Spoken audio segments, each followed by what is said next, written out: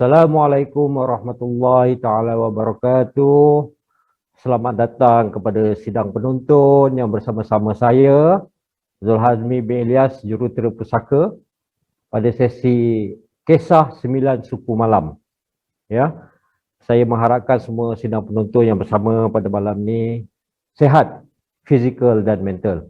Ya. Jangan lupa like dan share siaran kita ni ke seberapa ramai ya rakan-rakan kita di luar sana.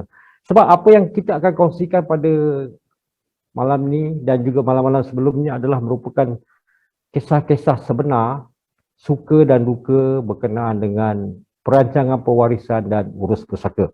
Ya. Jadi pada malam ni saya akan berkongsi kisah sebenar berkenaan dengan rakanku jutawan fakir.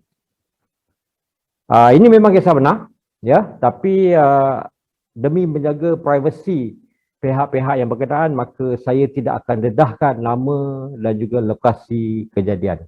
Ya. Jadi sebelum saya pergi lebih jauh lagi, saya ingin berkongsi dengan sidang penuntut semua satu fakta.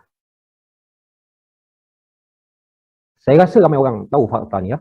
Berdasarkan rekod pada tahun 2016, ya, terdapat RM66.6 bilion harta pusaka umat Islam yang terbeku. Berapa banyak 66.6 bilion ni? Saya membuat perbandingan, ya. Dalam belanjawan tahun ini, kerajaan telah memperuntukkan RM3 bilion untuk vaksin COVID-19 kepada seluruh rakyat Malaysia. 3 bilion. Berapa harta yang terbeku? Umat Islam 66.6 bilion. Maksudnya apa?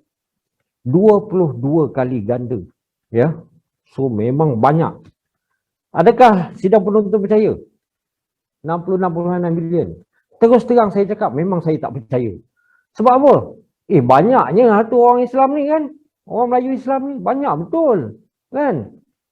Sehinggalah saya terlibat dengan masalah rakan karib saya yang saya akan kongsikan pada malam ini. Okey, sebelum tu perkenalan ya, kami ni rakan karib 3 orang daripada sekolah tingkatan 4 hinggalah sekarang. Punyalah rapat kami sekarang ni tengah buat apa ni orang kata mencari jodoh. Kawan saya cuba menjodohkan anak lelakinya dengan anak sulung saya. Macam itulah punyalah rapat ya. Kami rapat daripada tingkatan 4 lagi ya sehingga sekarang. Kawan saya ni memang anak orang yang berada. Bayangkan pada kami tingkatan 4 tersebut ya, pada masa itu kerajaan Malaysia telah melancarkan kereta nasional yang pertama iaitu Proton Saga Magma Megawaf. Ingat lagi. Pada masa tu rakan saya ni dah ada kereta tu. Jadi bayangkan dalam keadaan macam tu kan, dia dah ada dah kereta Proton Saga ni. Proton yang pertama di Malaysia, begitu maknanya. Memang kawan saya ni memang seorang yang berada lah. Apabila kami habis SPM, ya, 2 antara kami pergi ke menyambung pengajian ke Universiti Tempatan. Berbanding dengan rakan saya ni, yang saya nak kongsikan pada malam ni ya, dia pergi ke private college. Dia tak pergi IPTA ni, ya, sebab orang berada, ya, okey. Apabila kami melanjutkan pelajaran, masih lagi berhubung, tapi jarang berjumpa, masing-masing ada komitmen, ya, berkahwin, masing-masing berkahwin, ada keluarga sendiri, ya, jadi jarang berjumpa. Sehinggalah beberapa tahun lepas, saya ingat dalam 5 tahun lepas, rakan saya ni mengadakan kenduri kahwin. Bukan dia kahwin lagi satu, tak. Dia mengadakan kenduri kahwin untuk anaknya yang sulung. Jadi kami ialah kawan lama berkumpul semula. Ya, saya memang kenal rapat semua ahli keluarga dia. Ya, jadi saya tanya pada dia, mana Kak Long dengan Kak Ngah? Saya tanya pada dia, tak nampak pun kenduri kahwin ni. Dia kata Kak Long dengan Kak Ngah dah meninggal. Saya terkejut lah. Sebab apa? Sebab kami kawan rapat. Walaupun jarang berjumpa selepas zaman persekolahan, at least bila berita-berita besar macam ni, mesti kami tahu. Jadi saya tak tahu benda tu, yang Kak Ngah dengan Kak Long dia dah meninggal. Sehinggalah kawan karib saya seorang lagi beritahu secara berbisik, ya, mengatakan bahawa dia orang ni gaduh besar disebabkan harta pusaka, arwah ayahnya. Ya, jadi orang Melayu kata berpatah arang, berkerat rotan, putus saudara. Memang putus saudara, ya. Okey. Maka kisah ni pun bermula lah, ya. Drama Melayu ni pun bermula. Jadi tak lama lepas tu saya berjumpa dengan rakan saya ni semula, bertanya apa sebenarnya isu dia. Okey. Pada masa ayahnya masih ada lagi, ayahnya seorang ahli perniagaan, ya. Biasalah berniaga ni kan up and down. Jadi kemungkinan pada masa tu ayahnya akan difailkan oleh Jabatan Insolvensi. Maknanya kemungkinan kes bankrupt. Ya. Jadi apa yang ayahnya buat adalah ada satu tanah tu di bandar kecil, saya rahsiakan nama tempat dia, telah ditukar milikkan, dipindah milikkan kepada salah seorang kakak dia. Ya. Masa tu semua adik-beradik kawan saya ni, rakan saya ni semua ada, 4 orang. 2 lelaki, 2 perempuan. Semua berkumpul. Jadi, bapanya berpesan untuk mengelakkan daripada tanah ni dirampas oleh Jabatan Insolvensi, maka dia pindah milik kepada salah seorang kakaknya dengan pesanan tanah ni besok perlu dipindah milik atau ditung milik diberikan kepada cucu-cucunya. Maksudnya anak-anak kakak rakan saya, anak-anak rakan saya sendiri, ya. Pada masa tu pesanan tu dibuat dengan kehadiran lawyer yang dilantik oleh kakaknya. Okey. Jadi tak lama selepas tu, ya, alhamdulillah mungkin perniagaan dia bertambah maju, jadi kes bankrupt tu tak proceed, tak berlangsung. Ya. Jadi walau bagaimanapun proses pertukaran tanah tu kembali kepada milik arwah bapa rakan saya ni tidak dibuat. Ya, kakak dia tu buat tak tahulah sebenarnya cakap. Seolah-olah tu macam dah milik dia, padahal pindah milik dengan pesanan. Sehinggalah berapa lama bapa rakan saya ni sakit. Jadi kakak rakan saya ni pun membawanya ke ibu kota. Ya. Pada masa itu dah berlaku perselisihan faham antara kakak-kakak rakan saya ni dengan rakan saya. Dah berlaku perselisihan faham disebabkan harta dan sebagainya lah. Ya. Disebabkan rakan saya ni memang rapat dengan bapanya dan anak lelaki yang pertama, ya, nombor 3, tapi dia anak lelaki sulung. Jadi rakan saya ni memang banyak menguruskan perniagaan arwah bapa dia lah. Ya. Jadi semasa bapanya sakit itu dibawa ke ibu kota dan ditakdirkan meninggal. Ya. Tetapi rakan saya ni cuma dimaklumkan yang bapa dia meninggal seminggu selepas itu. Bayangkan. Ya. Sebelum saya terlupa, ibunya lebih awal meninggal, ya. Maknanya ibu kepada rakan saya ni lebih awal meninggal berbanding dengan bapa dia, ya. Okey. Jadi dah mulalah. Ya, bara api dah makin membesar lah, ya. Okey. Jadi tak lama selepas tu, bila dah jenazah semua dah dikebumikan dan seminggu selepas tu baru rakan saya tahu, jadi pertikaian pun bermula, dah tentunya berkenaan dengan harta pusaka. Kakak-kakaknya mengambil semua segala dokumen-dokumen yang berkaitan dengan perniagaan arwah bapanya. Dan rakan saya pun bertanya kepada kakak dia, macam mana dengan tanah tu yang arwah ayah dah pesan dulu untuk anak-anak kita? Bila nak dibuat proses yang seterusnya? Tetapi kakak kepada rakan saya ni buat tak tahu. Malahan dia berkata, dah tukar nama. Nama saya, kan? Jadi rakan saya pun menghubungi lawyer tu. Lawyer pun kata, dah tukar nama. Ya, tengok pada kan dah nama kakak. So, padahal pesanan arwah dulu berlainan. Ya. Jadi, lanjutan daripada kisah tu, rakan saya pun memang dah berasa marah, bengang, ya, kerana kakaknya melupakan janjinya. Ditambah pula dengan tak memaklumkan kepada beliau bahawa bapanya telah meninggal. Ya. Jadi, apa sahaja harta yang dalam simpanan rakan saya ni, disorokkan. Apabila mereka bercadang untuk membuat perbincangan berkenaan dengan harta pusaka ni, rakan saya kata, no way. I tak akan bekerjasama. Sorry, kita putus saudara. I tak ada kakak macam you. Ya, tuan-tuan dan puan-puan, saya nak bercerita ni dua harta saja pasal tanah.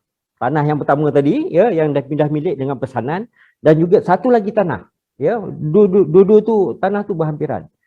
Tanah yang pertama tu bernilai RM 3 juta. Dan tanah yang kedua tu sedikit besar, bernilai 8 juta. Jadi dua tanah tu dah berapa? RM 11 juta. Jangan tak percaya. Ya, itu baru tanah, belum lagi perniagaan-perniagaan lain, permit lori yang beratus-ratus permit lori, kuari, macam-macam lah, ya, macam-macam. Okey. Jadi daripada situ yang baru saya realize that sebenarnya orang-orang Melayu Islam kita ni sebenarnya kaya. Banyak harta sebenarnya. Itu baru seorang 11 juta. Kemudian rakan saya ni beritahu saya lagi, ya. Ada kes VVIP di negeri dia, ya, saya rahsiakan negeri dia. Lawyer telah caveat harta VVIP tersebut, arwah VVIP tersebut bernilai RM 117 juta. Jadi bayangkan, baru dua orang dah berapa tu? 130 kot, ya, 130 juta. Maknanya kalau rekod mengatakan bahawa harta pusaka umat Islam yang terbeku ni bernilai 66.6 bilion tu memang logik. Memang logik. Ya. Cuma persoalannya, betul ke RM 66 bilion tu kesemuanya terbeku? Itu persoalan dia. Apa yang saya risaukan, dan saya percaya sidang penonton tu risau sebenarnya. Sebenarnya 66.6 bilion tu ada digunakan secara tidak sah ataupun mungkin memakan harta batil. Sebab apa? Urus pusaka tidak dibuat. Ya, yang tu kita kena ingat. Kita kena ingat tu. Jadi apa yang kita boleh belajar daripada kisah, ya, pada malam ini, apabila kita membuat pesanan, ya, kita ni yang masih hidup lagi ni, apa membuat pesanan, mestilah dengan kaedah yang betul. Iaitu apa? Bertulis, bertarikh dan bersaksi. Bukan main mulut-mulut macam kes arwah bapa rakan saya ni, ya, itu main pesanan mulut. Lawyer pun mungkin boleh menipu manusia, ya, atas pelbagai faktor, mungkin faktor duit, faktor kewangan, kebendaan, dia boleh memberi kenyataan palsu, ya.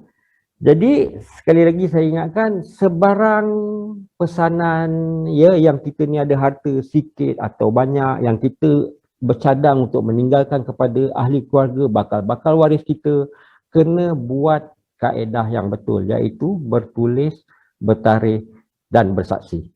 Okey.